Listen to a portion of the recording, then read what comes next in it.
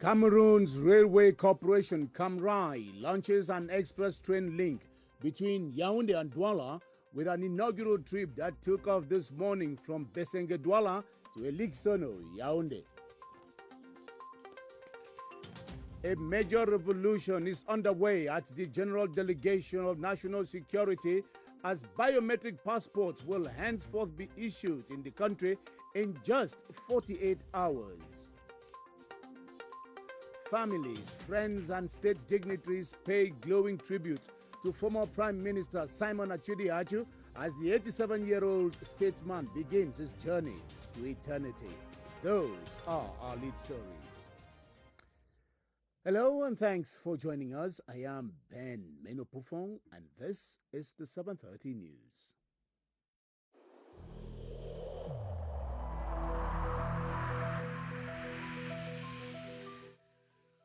I urge you once again to put on your face masks, to wash your hands regularly, and to consult a physician or any other health personnel if you notice any symptoms.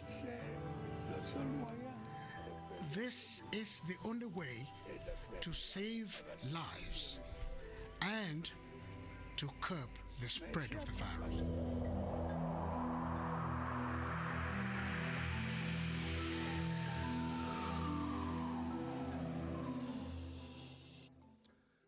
You're welcome once again. We open the 7:30 News tonight on an express train as the Cameroon's railway inaugurates an express train line to serve Yaoundé and Douala. The carrier was inaugurated today alongside 4 new locomotives by Transport Minister Jean-Ernest Masséna Ngalebi-Behe, who called on the passengers to adopt mature and responsible attitudes as they make use of this new and faster means of transportation. Nuweya Ben Mudika witnessed the inaugural arrival of the express train at the Ligesano railway station and now reports.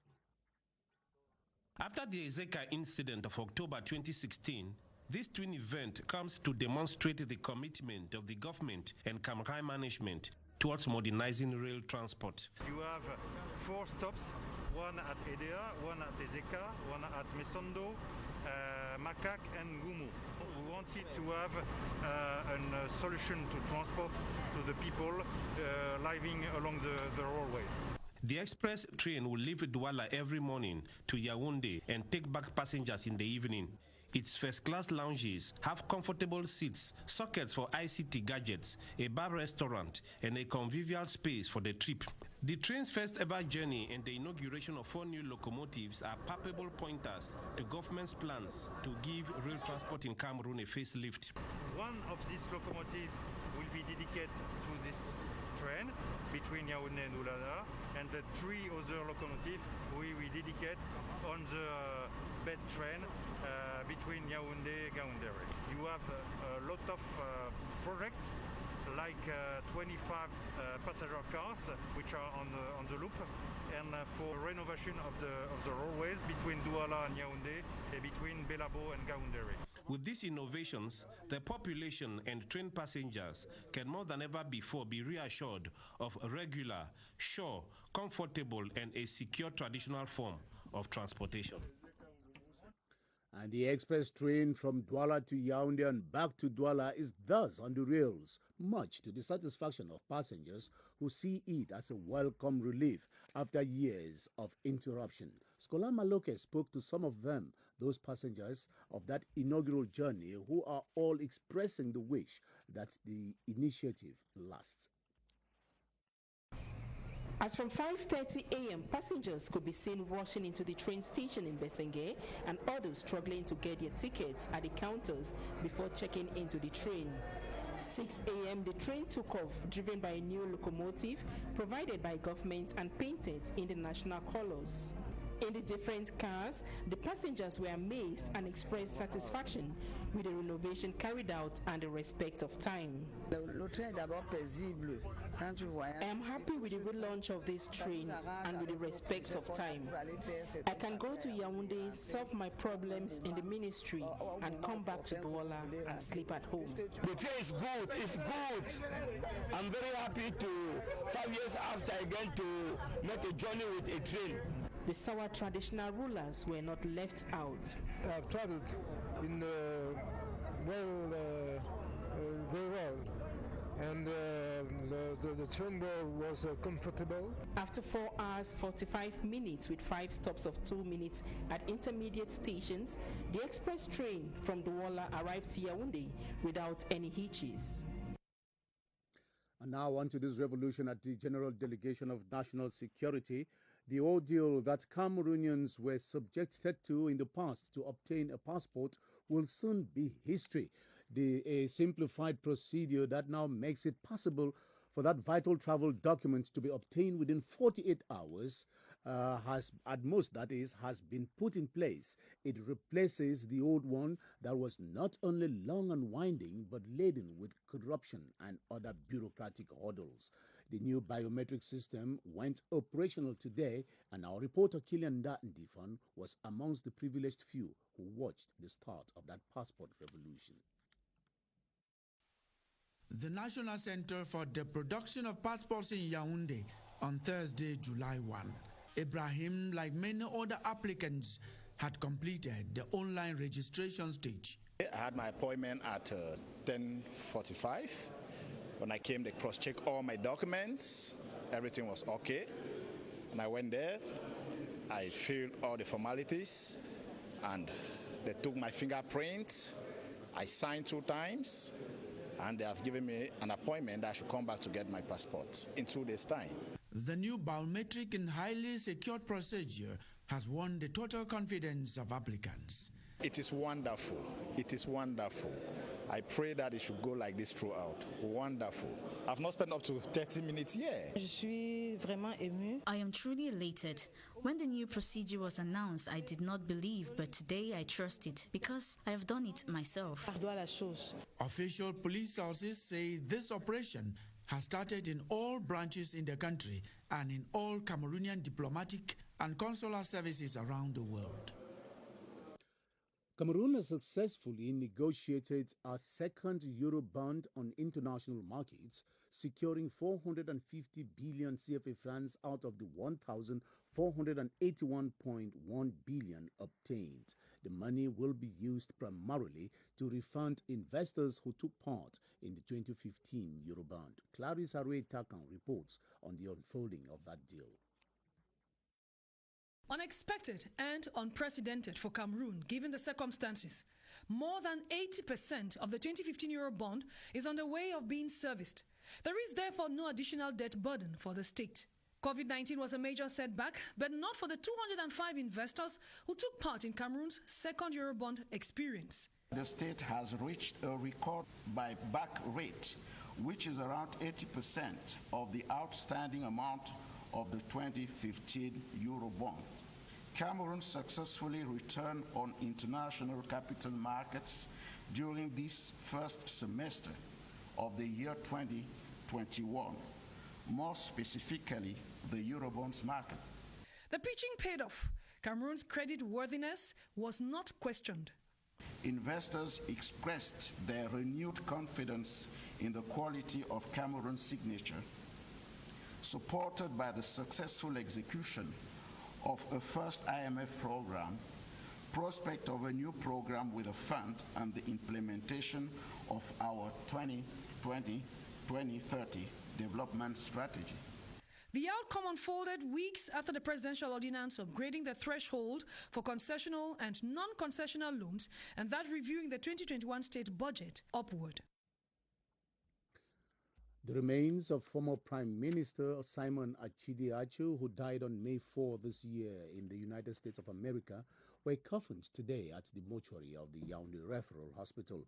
Clusters of state dignitaries, including the sitting and former Prime Ministers Joseph John Gute and Philemon Young, joined family members and friends of the deceased as they began paying him their last tribute. Christian Che Atam reports.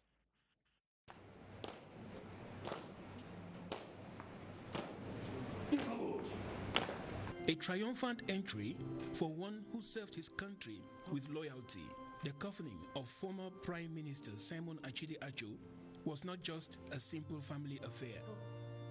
The state was represented at the event at the highest levels as a silent acknowledgement of all the efforts made by the fallen statesman and astute politician during his tenure as Prime Minister from 1992 to 1996. No nursing at all. Our days on earth. During the short religious service, the preacher reminded everyone present that life is short and that it is necessary to make daily efforts to prepare for one's end. After the religious service, it was time for viewing.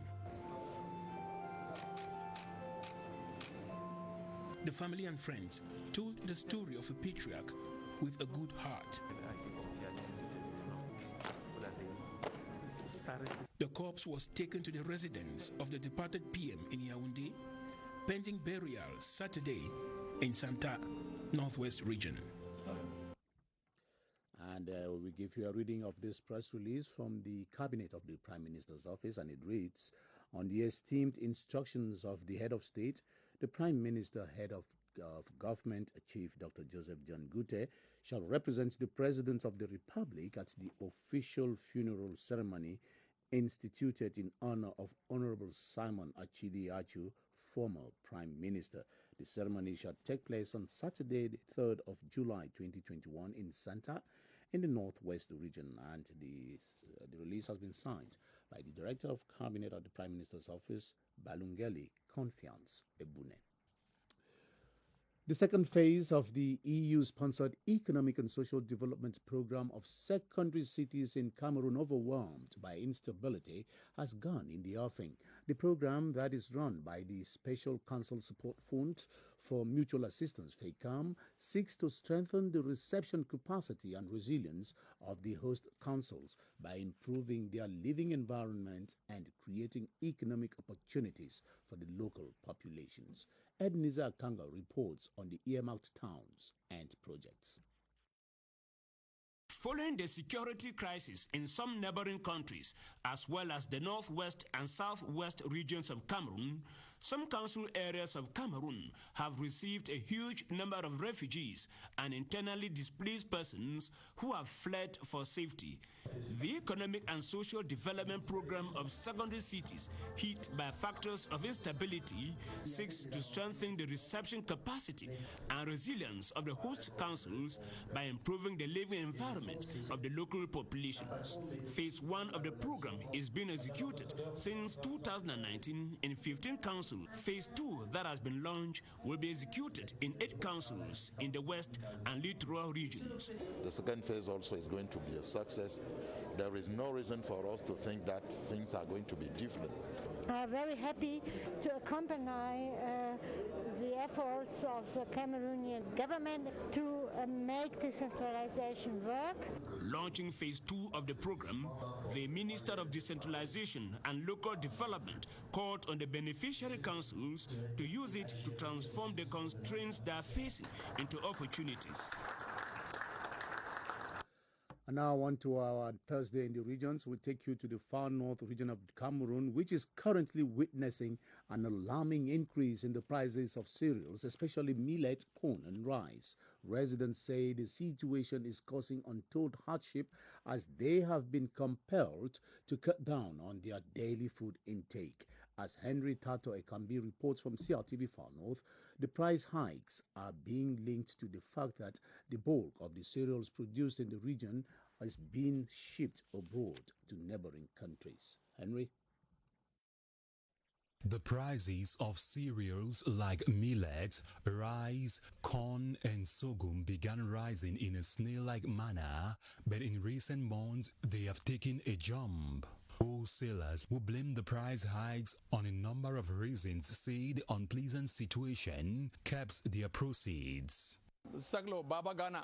We sell the largest bag of yellow millet for 20,000 francs and white millet for 22,000 francs. But before, those varieties of millet used to be 16 or 17,000. This is due to the lack of rains. For retailers, their situation seems to be worse as they are in direct contact with the populace. At first, millet was £5 for 1,000. Now it is £2.50 for 1,000 francs. We are in difficulties.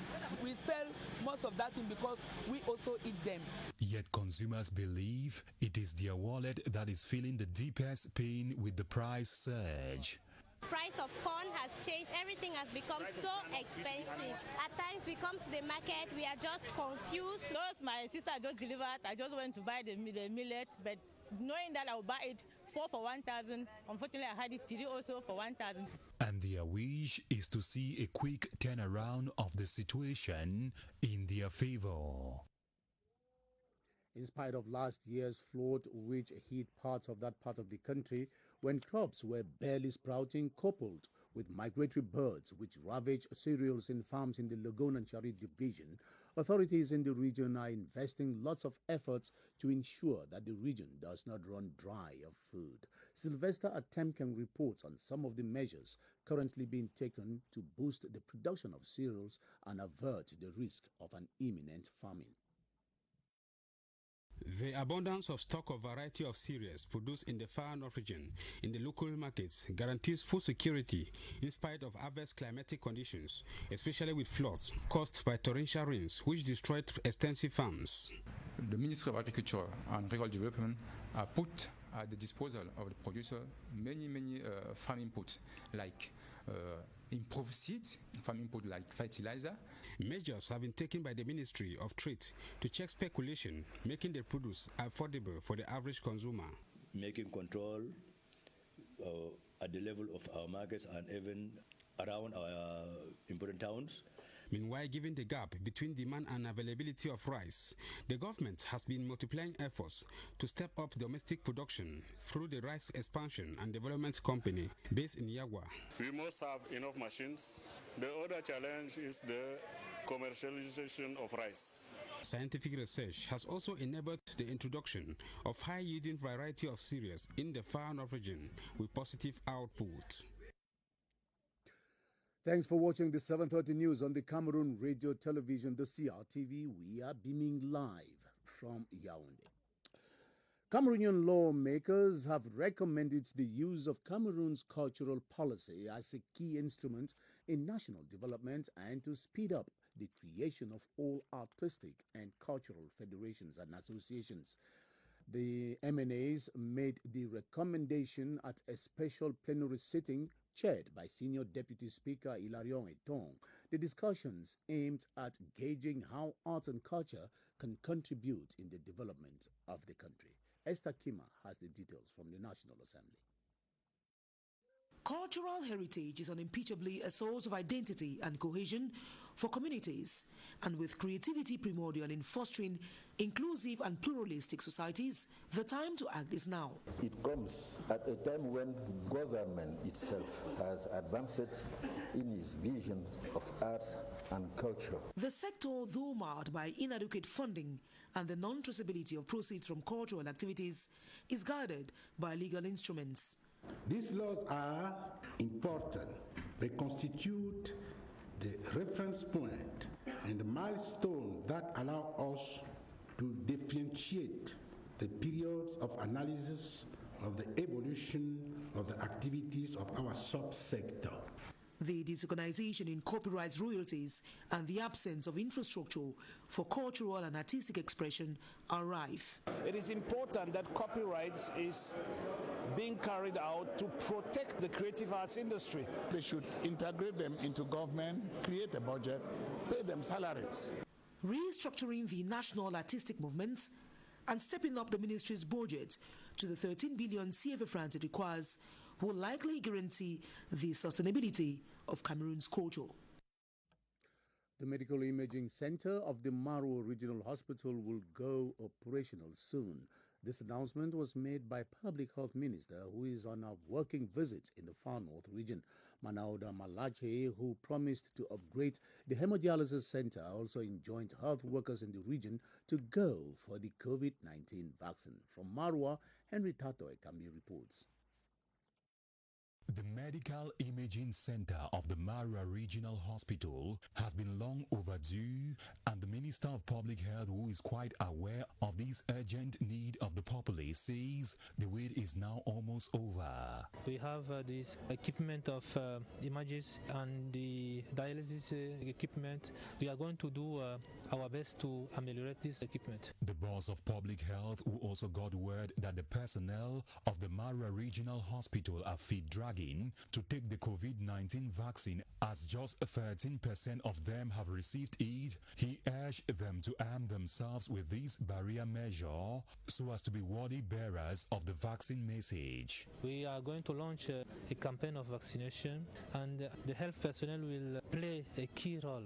So we have a change about the vaccination, and we conclude that they are going all to be vaccinated in the few days. The Minister of Public Health also enjoined the populace to put aside all the controversies related to the vaccine and cash in on the mass vaccination campaign to run from the 7th to the 11th of July.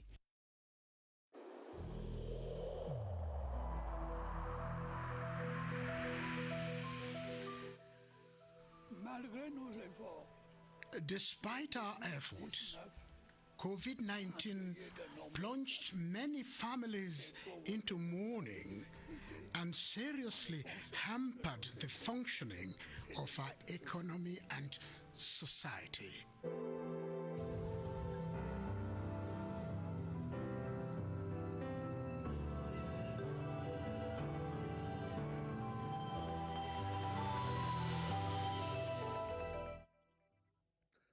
Since the launch of the ongoing immunization campaign against the coronavirus in Cameroon some 2 months ago, a good number of Cameroonians are still dragging their feet to take their jabs.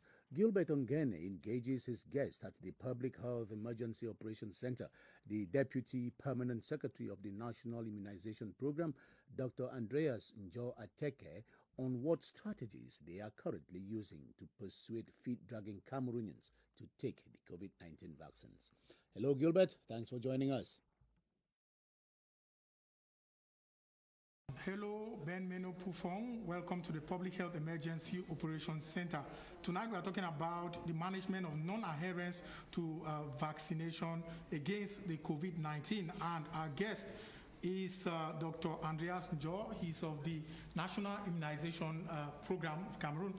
Good evening, Doctor. Good evening, Gilbert. Now, tell us, what do you tell people who refuse taking their jab with the pretext that traditional concoctions that they take can protect them against the coronavirus? Thank you so much. I think the first thing to find out is, has somebody not been vaccinated because the person has denied vaccination? If the answer is no, there could be other reasons. There are some who have not been vaccinated because they have not had the opportunity to get vaccinated. That is why the government began by getting vaccine closer to the population, and even the vaccination campaign, vaccine will be taken to the population. The second part, if somebody has denied vaccine, then maybe the person has not had enough information. There is need to constantly communicate, and interpersonal communication has proven to be very useful. Can somebody get protected without getting vaccinated? Is it possible? The first thing is that without any antibody against COVID-19, there is no protection. Now, there is some protection that can be obtained once we have survived an infection. But the challenge with it is that it is short term. After about 6 months, the protection might completely wear off. But vaccination helps to give a stronger protection. And 2 doses, like for the vaccines we have in Cameroon, boost up even more the immunity. So it is strongly recommended. Well, you got it all, Ben Meno Pufong. Vaccination is the surest way of getting immunized against the COVID-19. And of course, everybody has to adhere to this mass national campaign in order to get vaccinated. Over to you, studio. Thank you very much, Gilbert Ongene. The new station manager of CRTV South, Andrea Aristide Komba, has been officially installed and challenged to sell the cultural and tourist potential of the region and to project government development initiatives. CRTV's Director General Sharon Ndongo used the opportunity to reiterate the need for discipline and the respect of professional ethics and deontology by the personnel of the corporation. Pontianus Lawang reports on the ceremony as it unfolded in the presence of South Governor Felix Ngelengele. The die cast by board members of the CRTV last June 25 to choose a manager for its South regional station fell on this man. Andrea Aristide Komba has been described as the right man for the job. Son of the soil, he is also one-time news editor at CRTV South. My gratitude go first to God Almighty, then to the CRTV managing authorities for this mark of confidence. The governor of the South region, Felix Ngelengele, has officially commissioned Andre Aristide Komba alongside the new service head for information and news magazines, Ghislaine Pierre Esono, with the challenge for them to sell the rich cultural and tourism potential of the region to the world and to project government's development initiatives in the administrative unit.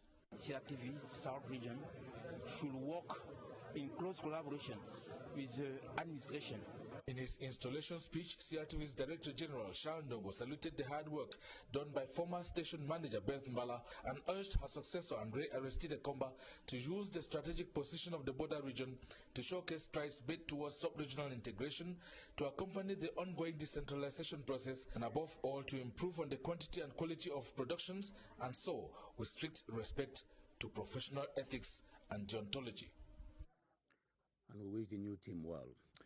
The 415th edition of Blaise Pascal Tala's news magazine, Jeune Afrique Économie, has dedicated 225 pages out of the 407 on Cameroon.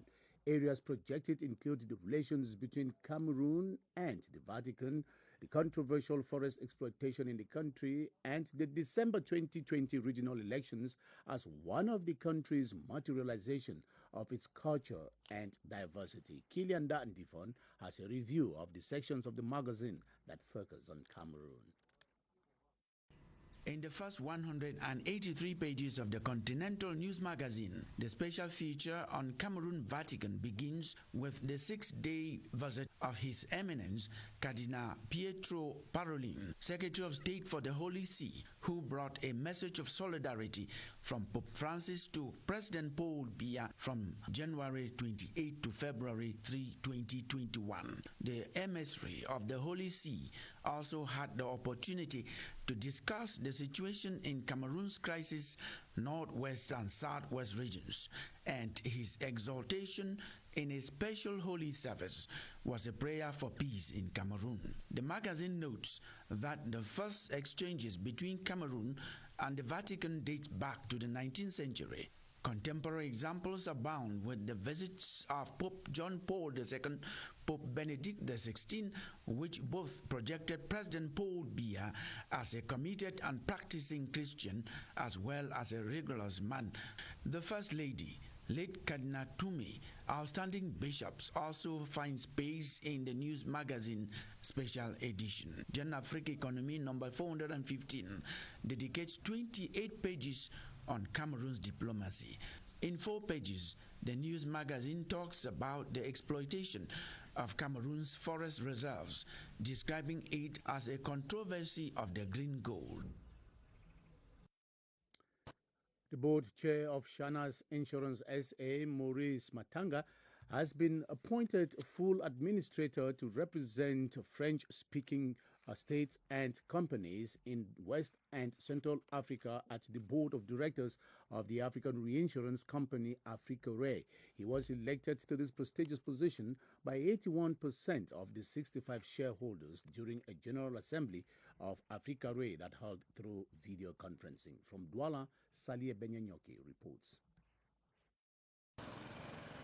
Cameroon, SNH and Shanaz Insurance SA are honored following the election of the board chair of Shanaz Insurance, Mr. Maurice Matanga, as full board member within the African reinsurance company Africa Re.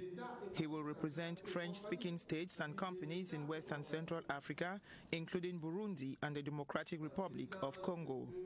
During a press conference in Douala, the newly elected administrator of Africa Re thanked the Minister of Finance and the Director General of SNH for their support, which has reinforced the credibility of Shanaz Insurance SA. What I'm going to do in the board of directors of Africa Re, I'm going to defend the position of 65 shareholders. The image of Cameroon will be projected through this position, and the financial fallouts will be enormous. Many countries have already launched those insurance companies. So Cameroon also is now on the way to do it. Perhaps in order to keep the money which you pay, instead of sending it abroad, that money, when you keep it in your country, you can use it, you can develop your country also. Within his 3-year mandate in Africa Re, Mr. Matanga will ensure the putting in place of Cameroon Re. By attending the board of directors of African Re, by discussion, we may help because they have competencies, they have knowledge about. They can be with us in order to help Cameroon Re to start up. Before his election, Mr. Matanga is serving as Director of Strategy and Development at SNH, board member of Shanaz Insurance SA and Sika Re. He will share his wealth of knowledge and expertise with other stakeholders of Africa Re for the benefit of Shanaz Insurance SA. Now on to this note on sports. Cameroon's female wrestler Esombe Tiako Joseph Emilien will be Cameroon's standard bearer at the 2020 Tokyo Olympics. She was handed the Cameroonian flag today in Yaoundé by Prime Minister Joseph John Gute, who encouraged the 12 athletes to fly Cameroon's flag at the game to show proof of courage and determination. Christian Che Atam completes that story. In the name of the President of the Republic and with the blessings of an entire nation, Prime Minister Joseph John Gute handed over the flag to Esombe Tiako Emilien. He encouraged the standard bearer and the 11 other athletes to represent the country at the Tokyo Olympic Games to be strong and positive throughout the competition. He also reassured them of the constant support of President Paul Biya. On behalf of his teammates, the standard bearer takes the oath, promising to defend the country with honor during the Games. The president of the National Olympic and Sports Committee, Kalkaba Malboum, who will lead Cameroon's delegation of 32 to Tokyo, thanked the President of the Republic for ensuring that the athletes prepare under good conditions. He promised that the delegation will portray a good image of the country and show the lion fighting spirit. Sports Minister Narcisse Mwele Kombi encouraged the athletes to be inspired by former Olympic medalists like Françoise Mbango, Joseph Bessala, and others. Tokyo 2021 will be the 14th time Cameroon will be taking part in the Olympic Games. The country has won 3 gold medals, 1 silver and 2 bronze since its first participation in 1964. And that's it for today and for the week. Thanks for watching. I am back here on Monday. Goodbye.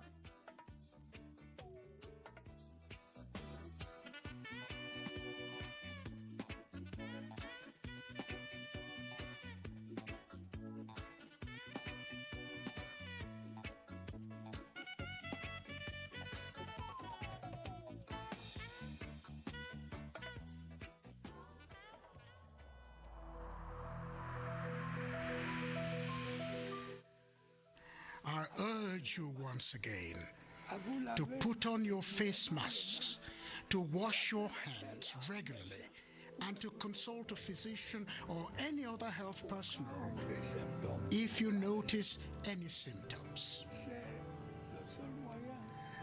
This is the only way to save lives and to curb the spread of the virus.